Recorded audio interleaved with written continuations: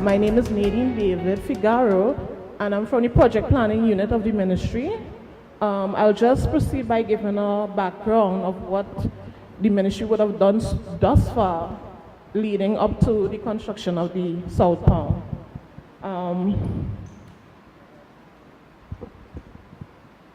The Ministry formed the advisory committee in 2014 with the aim of coming up with taking a holistic approach in addressing the issue of stray dogs and dangerous dogs.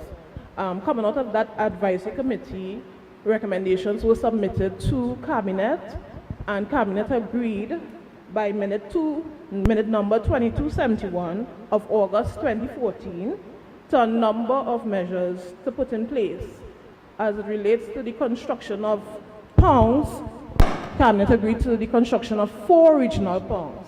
One was supposed to be in West Trinidad, East Trinidad, Central, and South.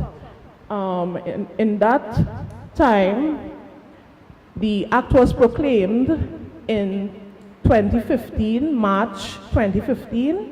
So the Ministry, in order to put things in place, we had made arrangements with North TTSPCA to upgrade their facility to accommodate dangerous dogs. And in that arrangement, we were also entitled to, well, the North corporations were allowed to bring their dogs there free of cost for 1 year, after which TTSPCA would charge for their dogs. The South Corporation did not have anything at that time, so the Ministry took the decision that the next priority pound would have been the South Pound. So steps were being taken to construct the South Pound. Any questions? I open the floor to any questions. Sarah Maynard, Animal Welfare. My concern is that if you are looking at 7 corporations and you then have an average of 50 to say 60, because it's now 7, coming in per week, and under the laws you have to keep those dogs for 5 days depending on the situation, how are you logistically going to be able to deal with that with 15 kennels? Because without causing overcrowding. And then dangerous dogs have to be kept for 7 days under the existing laws. So how many kennels out of that 15 will be for dangerous dogs? How many allocated? So you're having 3 kennels allocated for dangerous dogs. So your normal average dogs will be 12 kennels, taking an average of 60 dogs per week. I just don't see how it could work out given the laws for the holding of the animals. I am asking, as a president of a no-kill animal shelter, was there ever any consideration to working with the NGOs so that we can eliminate the whole practice of putting down dogs at the pound? I understand that there are many homeless animals out there posing different types of problems, but in moving towards a civil society, in hoping that we can attract investment in Trinidad and Tobago, in hoping that we can teach our children non-violence, can we eliminate the idea of pounds, whether they are newly refurbished, whether they are old and existing? It is about time we consider no-kill to try to be a solution for homeless animals. What I think that we have to understand is that we from Animals Alive and all the other NGOs, we have been doing this for more than 20 years. And we have not gotten anywhere at all. Let's face the fact. What we do is we take up, we neuter, we spay, and we try and rehome. We end up with 500 or 600 animals at Animals Alive. So we've tried this solution before.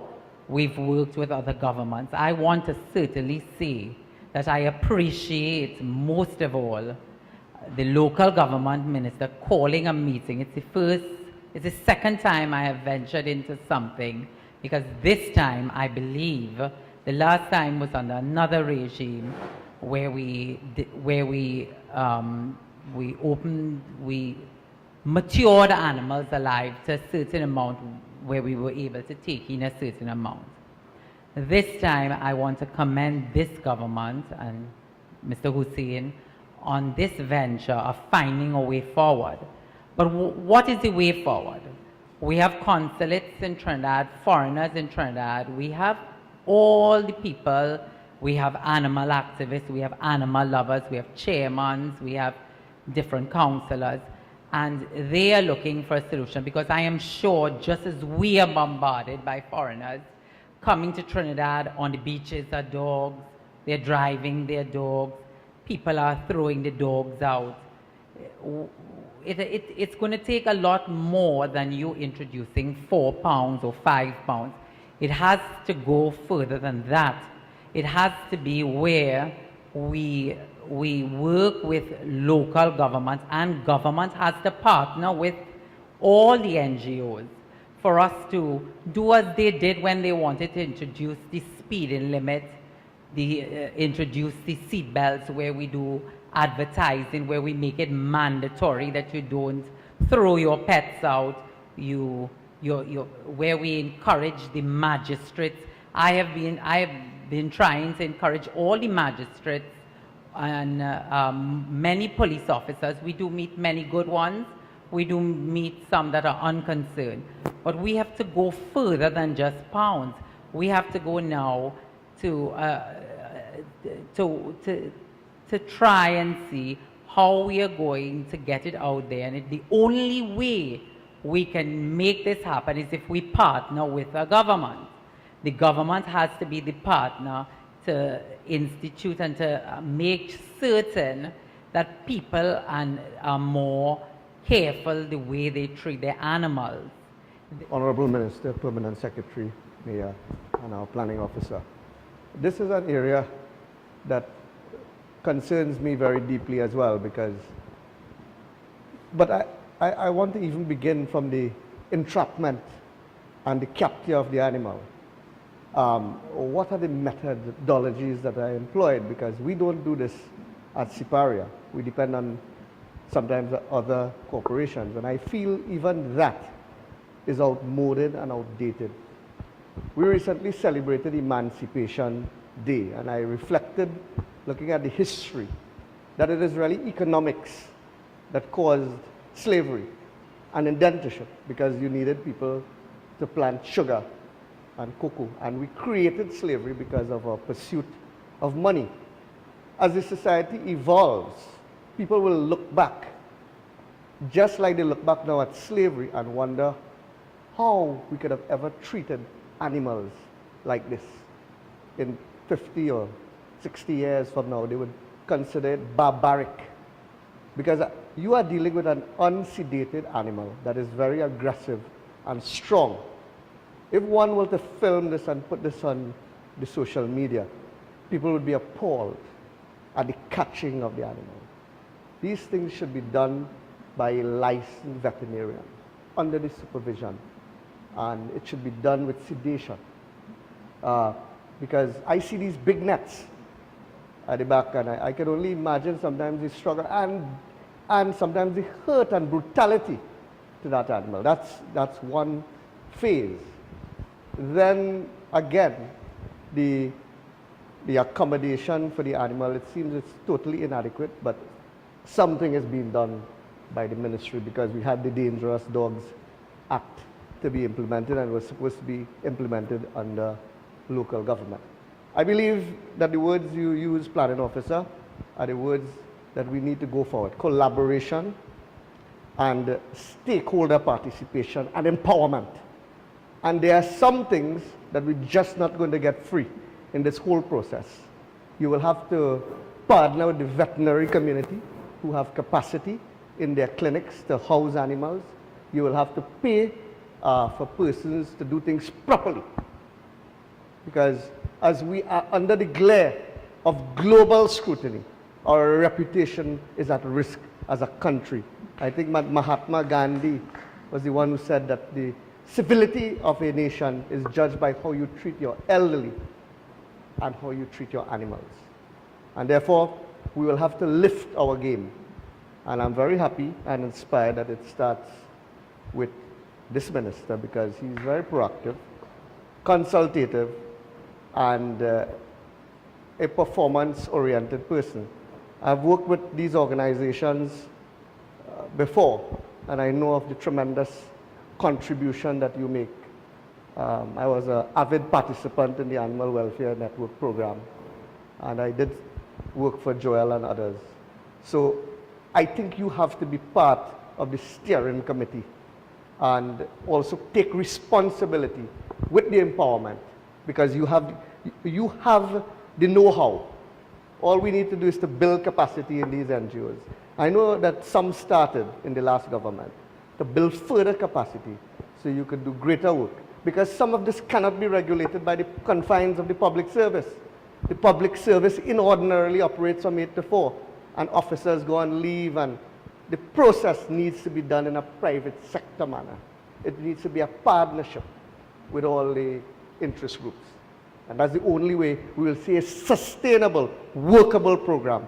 Otherwise, we will carry it on for 6 months while the public pressure is there, the social media comments are there, and it will die out if we do not engage the people who actually do it and get them interested, because they have substantial contributions to make.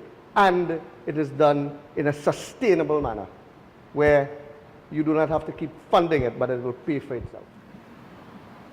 I would like to thank you all for coming this evening at this short notice. And as you all know me, I like to get things done. I don't talk very much. I just want things to happen. And I was inspired by Joel, the article I read in The Guardian last week by Ms. Radhika De Silva. And I decided to talk to the Permanent Secretary and call this meeting immediately. Because as somebody said, they came to 4 meetings, but this is the first meeting I am calling as in my capacity working at the ministry. And I'm really looking to solve this problem today. And because this is ongoing. People say the pound is inadequate and the inhumane way which we handle the dogs. As a matter of fact, I closed down the pound when I was mayor because of the inhumane way they handle the dogs.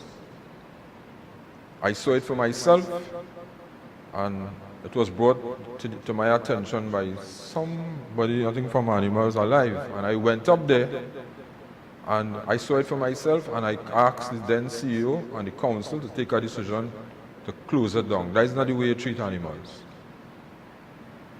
You treat animals like animals. My brother has a puppy, the furry ones, I think they call them the Maltese or something like that. And when I come home in the night, whatever time I reach home, I look over the fence, and he looks for me. So they're very smart, and I will go and touch his head, and he will respond to me, lick me, and then I will go inside. So I know how all of us feel about animals, and it's not just us sitting in this room here today. There are people on the outside there, the elderly people, the young people, retired, whatever they are, they look forward to taking care of the animals. Whatever animal it is, they look forward to taking care of it. So I would like to suggest, and the mic is there, for us to form a small committee and a feedback within 7 days. And the Permanent Secretary, she's taken a lot of notes, as you all see. We will make sure that it happens from our level. Whether it's repairing the dog pound to facilitate a few dogs in the meantime, or getting it together once and for all. But it cannot continue like this. I do not want it I don't want to be reading in the newspaper that Animals Alive or the other organization protesting, and they have good reason to protest. They're not just protesting for protesting's sake, because they care. So we were put in office to listen, and to act upon what you all want. It's not what we want, it's what you want. I am just facilitating, and I am assuring you this evening, ladies and gentlemen, with the ministry, with the permanent secretary, Ms. Daniel, and all the members of staff at the ministry, because you notice everybody came from the ministry. We were willing to work, we want it done. Last night I was on the phone with Joel late last night, because I am excited.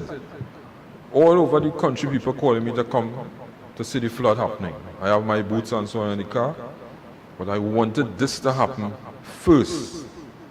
So I don't know how you all feel about having this committee, Madam PS. Right? And every problem has a solution.